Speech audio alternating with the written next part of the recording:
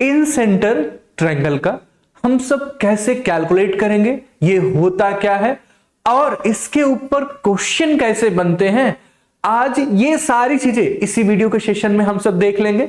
Already हमने यहां तक अगर पहुंच गए हैं आप, तो ऑलरेडी हमने क्या देखा है, एक्स सेंटर देखना है, आपको सर्कम सेंटर देख चुके हैं, आर्थो सेंटर हो चुका है और साथ ही साथ में आपके पास सेंट्रॉइड भी है। तो उन सारी की प्रॉपर्टी के साथ साथ आज एक और सेंटर आप समझ पाएंगे, वो है इन सेंटर।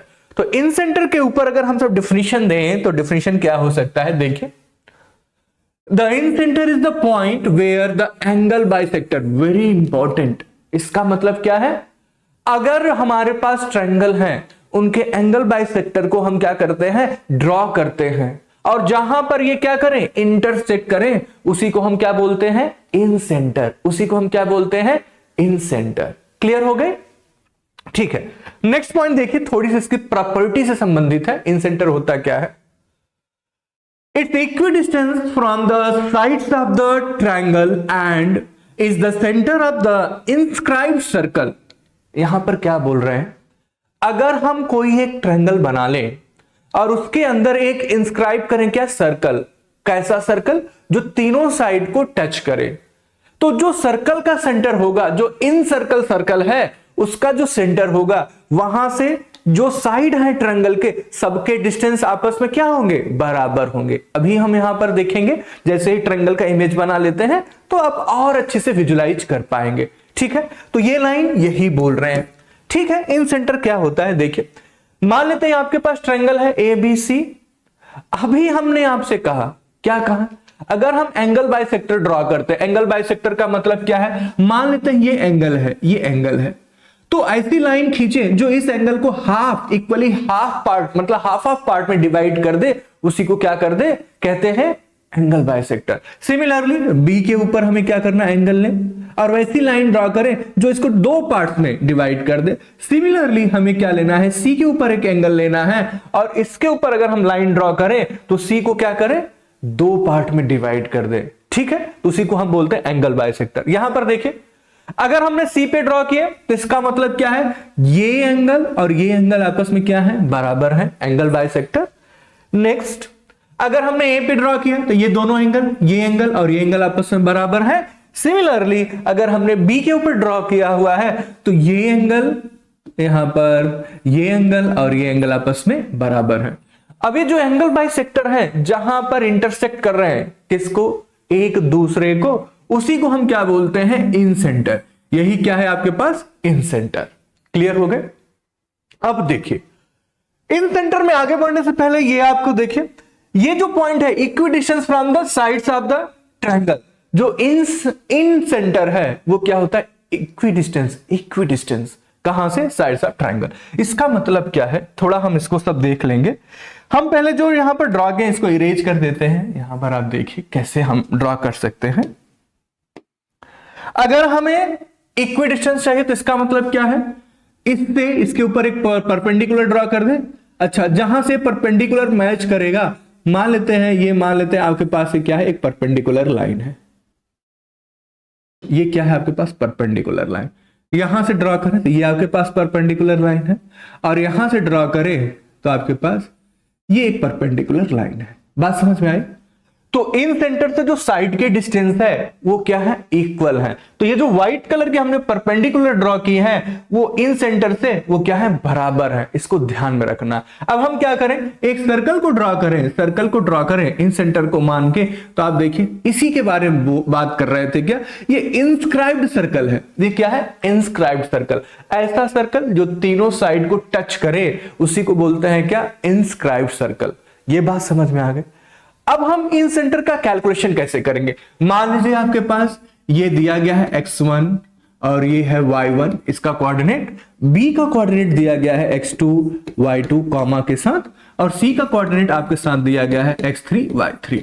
अगर ये कोऑर्डिनेट्स हैं तो हम इसको कैसे कैलकुलेट कर पाएंगे। देखिए, इन सेंटर को कैलकुलेट करने के लिए ये फॉर्मूला है, इन सेंटर, यहां g नहीं i, जी मतलब सेंट्रॉइड होता है। आई प्लस क्या होता है, ax1 plus bx2 plus cx3 divide by a plus b plus c। Similarly ay1 plus b/2 plus c/3 a plus b plus c।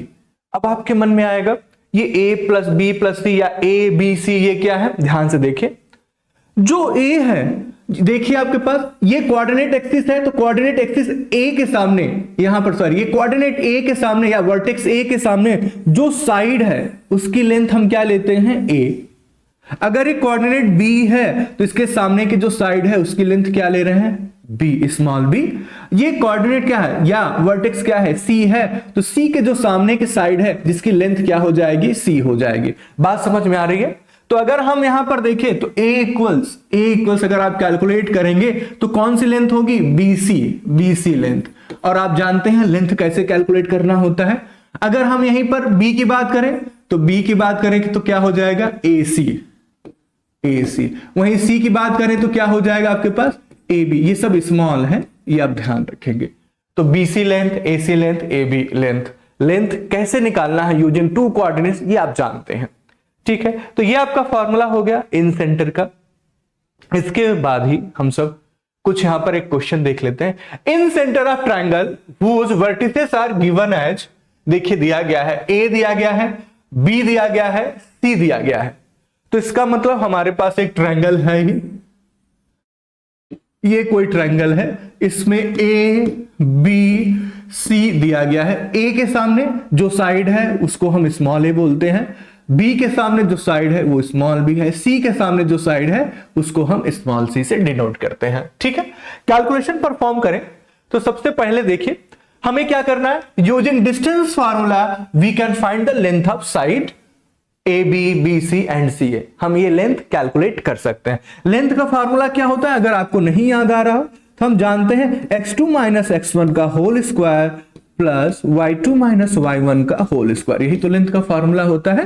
किसी के लिए यहां पर कोऑर्डिनेट चेंज करते जाएंगे या वर्टेक्स चेंज करते जाएंगे तो आपके पास लेंथ आ जाएगा। देखिए अब यहां पर लेंथ, पहला लेंथ अगर हम कैलकुलेट करें ए बी को देखें, ए बी का नाम क्या है? सी। जो ए बी है वो किसके सामने है? सी के सामने है, जिसका नाम सी हो गया। तो सी देखें, सी का कैलकुलेशन, ए का कोऑर्डिनेट 20, बी का कोऑर्डिनेट 0, तो 20 माइनस 0 का होल स्क्वायर प्लस 15 माइनस 0 का होल स्क्वायर, और इसको सॉल्व करेंगे तो जो ए बी लेंथ आएगा वो 25 हो जाएगा।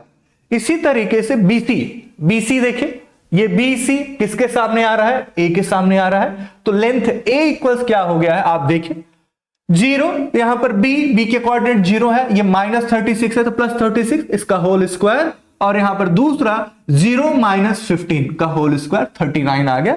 सिमिलरली आप यहां पर CA जो कि B है वो भी आप कैलकुलेट कर पाएंगे, और ये आ गए आपके पास ABC, A यहां पर CAB। तो A की वैल्यू क्या आ रही है आपके पास? A की वैल्यू आपके पास आई 39, तो यहां पर अगर हम लिखें तो ये 39 है। आपके पास B की वैल्यू आ रही है 56 और C की वैल्यू आएगी आपके पास 25। ये आपके पास आ गया, ठीक है। ये तीनों कोऑर्डिनेट आ गए। अब हमें क्या यूज करना है? सेंट्रोइड का फार्मूला। सेंट्रोइड का फार्मूला हम जानते हैं, सब्स्टिट्यूट क्या करेंगे? क्या फार्मूला होता है? देखिए कोऑर्डिनेट के साथ हम जानते हैं x1 into A plus x2b plus x3c divide by a plus b plus c, comma यहां पर y1a plus y2b plus y3c divide by a plus b plus c। सारी चीजें आपके सामने हैं। यहां पर x1 y1, x2 y2, x3 y3 ये आपके पास सामने है। ABC आपने कैलकुलेट किया हुआ है, इसी फॉर्मूले में आपने ये रखा हुआ है, तो ये आपके पास वैल्यू आ गई। जब इसको आप सॉल्व करते हैं तो आपके पास जो इन सेंटर आएगा उसकी वैल्यू होगी -1,8। ध्यान रहे हम क्या बोल रहे हैं, उसकी जो वैल्यू होगी इन सेंटर की वो होगी -1,8। तो ये था इन सेंटर का छोटा सा कॉन्सेप्ट जो आपने सीखा हुआ है, सीख लिए हैं। नेक्स्ट लेक्चर में हम सब इन सेंटर के साथ साथ हम सब एक्स सेंटर के बारे में देखेंगे। तो आज के लेक्चर में बस इतना ही। आप हमारे साथ बने रहें, इसके लिए धन्यवाद। जय हिंद।